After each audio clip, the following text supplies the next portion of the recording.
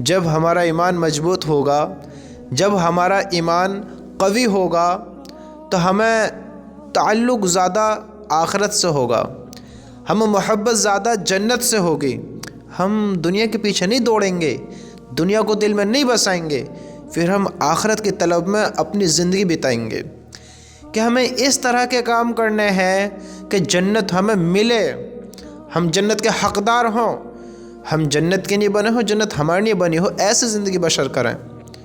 میرے دوستو، اللہ تعالیٰ نے جس طرح جہنم کو بنایا ہے اسی طرح جنت کو بھی اپنے بندوں کے لیے بنایا ہے۔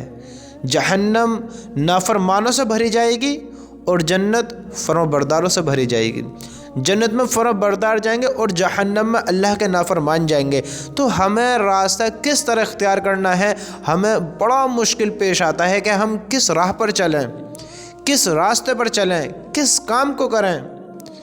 ہم بہت بڑی بڑی عبادتیں بھی کرتے ہیں، بہت نیک کام بھی کرتے ہیں، بس میرے بھائیو، میرے دوستو، نیک کام کا کرنا ہی جنت میں نہیں پہنچائے گا، صرف نیک کام ہی کرنا، بلکہ نیک کام کو طریقے سے کرنا جنت میں پہنچائے گا۔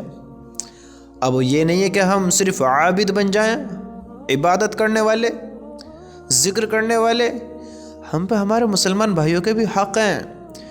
ہم خود بھی جنت میں، بہترین جنتی وہ ہوگا جو خود بھی جنت میں جائے گا، اپنے ماں باپ کو بھی، اپنے بھائیوں کو بھی، اپنے دوستوں کو بھی، اپنی بہنوں کو بھی، اپنی بیوی کو بھی اور اپنے بچوں کو بھی، اور اپنے آپ سے تعلقات رکھنے والوں کو بھی، ہر ایمان والوں کو جتنا ہو سکے سب کو جنت میں لے کر جائے۔ بہترین جنتی تو وہ ہوگا۔ ہم اللہ کے عذاب سے بچنے کی پوری کوشش کرتے ہیں، پوری کوشش، اور جنت میں جانے کی طلب رکھتے ہیں۔ ہم کبھی کبھی یہ سوچتے ہیں کہ میں جنت میں جاؤں گا یا نہیں جاؤں گا۔ سب سے پہلے ہمیں اپنا یقین ٹھیک کرنا چاہیے، کیونکہ اللہ کے نبی صلی اللہ علیہ وسلم نے جو ارشاد فرمایا تھا وہ ایمان والوں کے لیے، اے خطاب کے بیٹے، ایمان والوں کے لیے فرمایا، اے خطاب کے بیٹے، لوگوں میں یہ اعلان کر دو کہ جنت میں صرف ایمان والے جائیں گے۔ اگر ہمیں شک ہے کہ ہم ایمان والے نہیں ہیں تو ہمیشہ یاد رکھنا اللہ تعالیٰ نے ہماری نیتوں پر فیصلے رکھے ہیں۔ اگر ہم اپنے آپ کو ایمان والا نہیں سمجھیں گے، ہم اپنے آپ کو اللہ کا بندہ نہیں سمجھیں گے۔ اب دیکھیے، ہم کہیں کہ میں اپنے آپ کو ایمان والا سمجھتا ہوں، اور کوئی کہتا ہے کہ میں سمجھتا ہوں شاید میں ایمان والا نہیں ہوں، تو ہم اگر اپنے آپ کو ایمان والا نہیں سمجھیں گے تو ہم ایمان والے نہیں ہو سکتے۔ کیوں نہیں ہو سکتے؟ اگر میں اپنا آپ کو اللہ کا بندہ سمجھوں گا، غور کرو تھوڑی سی یہ بات، اگر میں اپنے آپ کو اللہ کا بندہ سمجھوں گا تو میں اللہ کا بندہ ہوں۔ اگر میں اپنے آپ کو اللہ کا بندہ نہیں سمجھوں گا تو میں اللہ کا انکار کر رہا ہوں، اللہ کی طاقت کو جھٹلا رہا ہوں۔ اگر میں شک کروں گا تو شرک میں پڑ جاؤں گا۔ شرک انسان کو اوندھ منہ جہنم میں پھینکوا دے گا۔ سب سے پہلے ہمارا یقین یہ ہو کہ ہم سب ایمان والے ہیں۔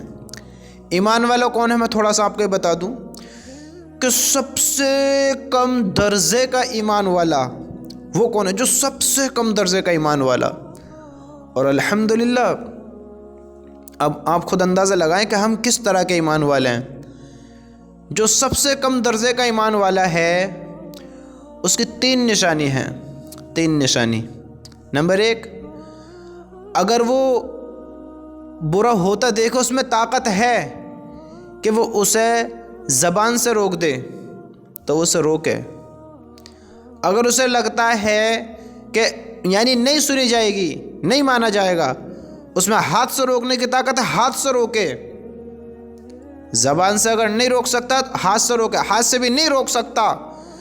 اگر اسے اندیشہ ہے کہ نہیں سمجھ پائیں گے، نہیں بات چلے گی، میری نہیں مانی جائے گی، پہلی ہاتھ سے روک سکتا ہو، ہاتھ سے روکے، زبان سے روک سکتا ہو، دوسری زبان سے روکو، اور تیسری یہ سب سے کم درجے کا ایمان والا کہیں غلط ہو رہا ہو، کہیں اللہ کی نافرمانی ہو رہی ہو، کہیں بے حیائی پھیل رہی ہو، اگر ہم میں طاقت ہے ہم روک سکیں، ज़बान से कहने से हमारा काम बन जाए या हाथ से हमारा काम बन जाए कि हमें इतना कंट्रोल है कि अगर हम उनको हाथ से समझा सकें वो समझ जाएंगे तो हम उनको रोकें। अगर हम पे इतना भी कंट्रोल नहीं है उसको रोकने का, अगर हम इतना भी नहीं कर सकते, तो ये सबसे कम दर्जे का ईमान वाला है कि उस गलत काम को अपने दिल में बुरा मानने, बुरा समझे कि ये जो भी हो रहा है ये गलत हो रहा है। ये सबसे कम दर्जे का ईमान वाला है। और हमें पता लगाना हो कि हम ईमान वाले हैं या ना हैं, तो हम एक चीज़ आजमाएं। एक चीज़ ईमान वालों को ये चीज़ होती है, ये ईमान वालों के अंदर पाई जाती है। वो क्या है कि अगर हम ईमान वाले हैं या ना हैं हमें पता लगाना हो, तो हम ये चीज़ करें कि हम सोचें कि मैं जब कोई काम गलत करता हूँ, मुझसे कोई काम गलत हो जाता है या मैं कोई गलत कदम उठा देता हूँ या मुझसे किसी का दिल दुख जाता है या किसी के साथ गलत हो जाता है, यानी मुझे कोई गलत काम करने के बाद अगर गम होता है, अफसोस होता है, उस काम के बारे में सोचकर शर्मिंदा होता हूँ, अगर हमें गलत कर कर बुरा लगता है तो हम ईमान वाले हैं। ये ईमान वाले की निशानी है कि उसको गलत कर कर गलत महसूस होता है और उसको गलत फील होता है और वो उदास होता है, वो उस चीज़ के बारे में बुराई समझता है कि मैंने गलत किया है। वो ईमान की निशानी है। और वो जब अच्छा काम करता है तो उसको खुशी होती है, उसको अच्छा सा लगता है। ये ईमान वालों की निशानी है। हम गौर करें कि हम जब हमसे कोई गलत हो जाता है तो हमें बुरा लगता है या न लगता है। ये हैं ईमान वाले। जिसने कलिमा पढ़ा ला इलाहा इल्लल्लाह, ये है ईमान वाले।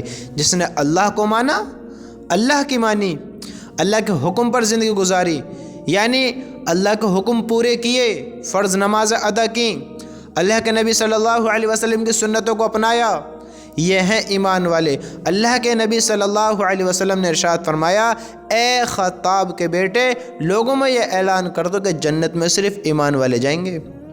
तो हम ईमान वाले हैं। अल्लाह के नबी ने जन्नत का जो ये इरशाद फरमाया है ये ईमान वालों के लिए फरमाया है। और हम देखें कि हम कैसे ईमान वाले हैं, हम कैसे ईमान वाले हैं। हर इंसान जन्नत में जाना चाहता है, हर इंसान जन्नत की तलब रखता है। तो हम थोड़ा गौर करें कि किस काम के करने से हम जन्नत में जाएंगे और किस काम के। ज़ाहिर है कि अगर हम ये काम करेंगे जो अल्लाह के नबी ने इरशाद फरमाए, हमें बड़े बड़े पहाड़ नहीं तोड़ने हैं, बहुत सारे काम नहीं करने हैं, हमें कुछ काम करना है जो अल्लाह के नबी ने बताए, सही हमें जन्नत तक पहुंचने वाले, जन्नत तक पहुंचने वाले। जब हम इन कामों करेंगे तो हमें बहुत सारे काम करने की ज़रूरत ना पड़ेगी। देखो दुनिया में आए हैं, इम्तिहान ज़िंदगी है, हर तरीके की आजमाइश आएंगी, हमें उनका सामना करना होगा, सब्र करना होगा, अल्लाह को राज़ी करना होगा, अल्लाह से राज़ी होना होगा, अल्लाह को राज़ी रखना होगा और हमें अल्लाह से राज़ी होना होगा। चाहे हमारा दिल चाहे या हमारा दिल ना चाहे, हमें अल्लाह के हुक्म पर चलना होगा। अल्लाह के नबी सल्लल्लाहु अलैहि वसल्लम ने इरशाद फरमाया, हदीस में आता है, हज़रत अबू हुरैरा रज़ी अल्लाह तआला अन्हु, मेरे भाइयों थोड़ा गौर से सुने कि अल्लाह के नबी ने किन बातों को करने का हुक्म दिया है। जब हम जन्नत में जाएंगे तो जहन्नम से अपना आप बच जाएंगे। हर इंसान जहन्नम से बचना चाहता है। कौन आग में जाना चाहता है? कौन अपना आप को मशक्क़त में डालना चाहता है? बताओ। कोई नहीं चाहता कि उसको तकलीफ़ पहुँचे, कोई नहीं चाहता वो बुरे हालात में फंसे। हर इंसान चाहता है मैं जन्नत में जाऊं। जन्नत में जाने का मतलब है अल्लाह का राज़ी होना। जन्नत में जाने का मतलब है कब्र का अज़ाब से बचना। जन्नत में जाने का मतलब है कब्र की दहशत से बचना, उस खौफनाक मंज़र से बचना। जन्नत में जाने का मतलब ये है कि कब्र के अज़ाब से बचना, कब्र के बिच्छुओं से बचना, कब्र के उन सांपों से बचना जो फुंकार मारे तो 70 हाथ नीचे बढ़ाते हैं। जन्नत में जाने का मतलब ये है कि पुल सिरात का वो बाल से ज़्यादा बारीक, तलवार की धार से ज़्यादा तेज रास्ता, उससे बचना। जन्नत में जाने का मतलब ये है कि वो दहकती हुई आग, भड़कती हुई आग, वो खौफनाक, वो इतनी खौफनाक आग जो अल्लाह के नाफरमानों के लिए है, जो खुद जहन्नम पनाह मांगती है, जो खुद इतनी खौफनाक होते साथ कि वो खुद उसको जहन्नम को खुद तकलीफ़ होती हो, ऐसी आग, उससे बचना है जन्नत में जाने का मतलब। अल्लाह के नाराज़गी से बचना है जन्नत में जाने का मतलब। जन्नत में जाना कोई मामूली बात नहीं है। जन्नत में जाना کوئی معمولی بات نہیں ہے، لیکن جنت میں جائیں گے بھی تو جب جنت میں جانے کی طلب رکھیں گے۔ آج ہمیں بہت معمولی فیل ہوتا ہے کہ ارے کوئی بات نہیں، جنت تو مل ہی جائے گی، کوئی بات نہیں، تھوڑی سزا کاٹ کر چلے جائیں گے۔ ارے میرے بھائیو، ہم نہیں برداشت کر سکتے۔ ہم جنت میں جانے کے لیے جنت کی تیاری کریں۔ اور سنو، جنت ایسے نہیں ملے گی، ہمارا دل چاہے یا نہ چاہے، ہمیں اللہ کے حکم اور نبی کی زندگی کو فالو کرنا پڑے گا۔ تھوڑا غور کرو کہ اللہ کے نبی نے دیکھو کیا فرمایا۔ اتنی بڑی بھی نہیں کہ ہم سے نہیں کری جائے گی، اتنی بڑی بھی نہیں کہ ہم ان چیزوں کو فالو نہیں کر سکتے۔ اللہ کے نبی صلی اللہ علیہ وسلم نے کیا فرمایا، تھوڑا غور کریں۔ حدیث میں آتا ہے، حضرت ابو ہریرہ رضی اللہ تعالیٰ عنہ فرماتے ہیں کہ دیہات کے رہنے والے ایک صاحب رسول اللہ صلی اللہ علیہ وسلم کی خدمت میں حاضر ہوئے اور عرض کیا، یا رسول اللہ، مجھے کوئی ایسا عمل بتا دیجئے جس کے کرنے سے میں جنت میں داخل ہو جاؤں۔ کس نے کہا؟ دیہات کے رہنے والے ایک صاحب رسول اللہ صلی اللہ علیہ وسلم کی خدمت میں حاضر ہوئے، عرض کیا، یا رسول اللہ، مجھے کوئی ایسا عمل بتا دیجئے جس کے کرنے سے میں جنت میں داخل ہو جاؤں۔ آپ صلی اللہ علیہ وسلم نے ارشاد فرمایا، اللہ تعالیٰ کی عبادت کیا کرو۔ کیا کرو؟ اللہ تعالیٰ کی عبادت کیا کرو، کسی کو ان کا شریک نہ ٹھہراؤ، یعنی کسی کو ان کے برابر نہ پہنچاؤ، کسی اور کو معبود نہ بناؤ، فرض نماز پڑھا کرو، فرض زکوٰۃ ادا کیا کرو، اور رمضان کے روزے رکھا کرو۔ ان صحابہ نے عرض کیا، اس ذات کی قسم جس کے قبضے میں میری جان ہے، جو اعمال آپ نے فرمائے ہیں ویسے ہی کروں گا، ان میں کوئی اضافہ نہیں کروں گا۔ پھر جب وہ صاحب چلے گئے تو رسول اللہ صلی اللہ علیہ وسلم نے ارشاد فرمایا، جو شخص کسی جنتی کو دیکھنا چاہتا ہو وہ ان کو دیکھ لے۔ اس نے وعدہ کر لیا کہ میں یہی کروں گا جو اللہ کے نبی نے بتائے۔ کیا بتائے آپ صلی اللہ علیہ وسلم نے؟ اللہ تعالیٰ کی عبادت کیا کرو، کسی کو ان کا شریک نہ ٹھہراؤ، فرض نماز پڑھا کرو، فرض زکوٰۃ دیا کرو، اور رمضان کے روزے رکھا کرو۔ ان صحابہ نے عرض کیا، اس ذات کی قسم جس کے قبضے میں میری جان ہے، جو اعمال آپ نے فرمائے ہیں ویسے ہی کروں گا، ان میں کوئی اضافہ نہیں کروں گا۔ پھر جب وہ صاحب چلے گئے تو رسول اللہ صلی اللہ علیہ وسلم نے ارشاد فرمایا، جو شخص کسی جنتی کو دیکھنا چاہتا ہو وہ ان کو دیکھ لے۔ جنت میں جانا اتنا آسان ہے، وہ ان کو دیکھ لے جو جنتی کو دیکھنا چاہتے ہو۔ ان اعمال کو کرو، فرض نمازوں کی پابندی کرو، فرض زکوٰۃ دیا کرو، ہاں رمضان کے روزے رکھا کرو، اللہ کے برابر کسی کو شریک نہ ٹھہرایا کرو۔ اتنی ساری ہمیں باتیں بتائی گئیں، اتنا ہمیں سمجھایا گیا، ہم نے اپنے دماغوں میں نہیں بیٹھایا۔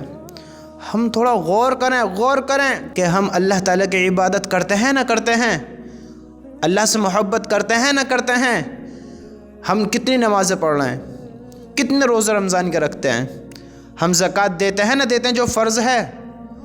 پوچھو اپنے عالموں سے، پوچھو کہ ہم پر زکوٰۃ کس طرح فرض ہے، ہم کون سی زکوٰۃ ادا کریں، ہم کس طرح کام یہ کریں کہ ہم جنت میں جانے والے بن جائیں۔ پوچھیں، ہم پوچھنے والے بھی تو بنیں۔